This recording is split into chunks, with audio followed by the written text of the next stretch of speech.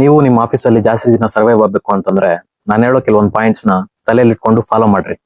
Number 1, ಯಾರೋ ನಿಮ್ಗೇನೋ ಹೇಳ್ತಾರೆ ಅಂದ್ಬಿಟ್ಟು ಬ್ಲೈಂಡ್ ಆಗಿ ಕುರುಡ್ರ ಅವ್ರನ್ನ ನಂಬಿಟ್ಟು ಏನೇನೋ ಮಾಡಕ್ ಹೋಗ್ಬಿಡ್ರಿ. ಯಾವತ್ತೂ ಅಷ್ಟೇ ಏನಾದ್ರೂ ಪ್ರೂಫ್ ಇಟ್ಕೊಳ್ಳಿ. ಕಾಲ್ ರೆಕಾರ್ಡ್ಸ್, ಇಮೇಲ್ಸ್, ಆ ತರದ್ದು ಪ್ರೂಫ್ಸ್ ಏನಾದ್ರು ಇಟ್ಕೊಳ್ಳಿ. 2, ನಿಮ್ ಬಾಸ್ ಯಾವತ್ತು ನಿಮ್ ದೇವ್ರು ಅಲ್ಲ, ನಿಮ್ ಫ್ರೆಂಡು ಅಲ್ಲ. ಅತಿಯಾಗಿ ಅವ್ರಿಗೆ ಎದ್ರುಕೊಳಕ್ ಹೋಗ್ಬಿಡ್ರಿ. ಅವ್ರಿಗೆ ಭಯಪಟ್ಟು ಸುಮ್ನೆ ಏನೇನೋ ಮಾಡಕ್ ಹೋಗ್ಬಿಡ್ರಿ.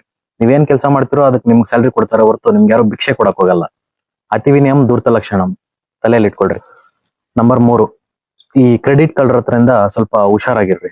ಕಷ್ಟಪಟ್ಟು ಕೆಲಸ ಮಾಡೋದ್ ನೀವು, ಇನ್ಯಾವುದೋ ಟೈಮಲ್ಲಿ ಹೈಲೈಟ್ ಆಗೋದೇ ಬೇರೆಯವರು. ಅದ್ರ ಬಗ್ಗೆ ನಿಮ್ಗಾದ್ರೂ ಸ್ವಲ್ಪ ಆದ್ರೂ ಅವಗಾಹನ ಇರ್ಲಿ. ನೀವು ಕಷ್ಟಪಟ್ಟು ನೀವು ಕೆಲಸ ಮಾಡಿದ್ರಿ ಅಂತಂದ್ರೆ ನೀವೇ ಹೈಲೈಟ್ ಆಗ್ಬೇಕಲ್ಲಿ, ನೀವೇ ಹೀರೋ ಆಗ್ಬೇಕಲ್ಲಿ.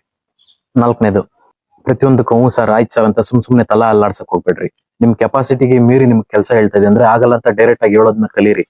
5, ನಿಮ್ ವರ್ಕ್ ಮುಗಿತಾ ಆನ್ ಟೈಮ್ಗೆ ಮನೆಗೆ ಹೊರಡೋದನ್ನ ಕಲೀರಿ. ಮನೆಗೆ ಹೊರಡಕ್ಕೂ ಮುಂಚೆ ಈ ಆಫೀಸ್ ಬಾಗ್ಲಲ್ಲೇ ನಿಮ್ ಟೆನ್ಷನ್ಸ್ ಏನೇ ಅದು ಪ್ರತಿಯೊಂದು ಬಿಟ್ಟು ಹೋಗೋದನ್ನ ಕಲೀರಿ.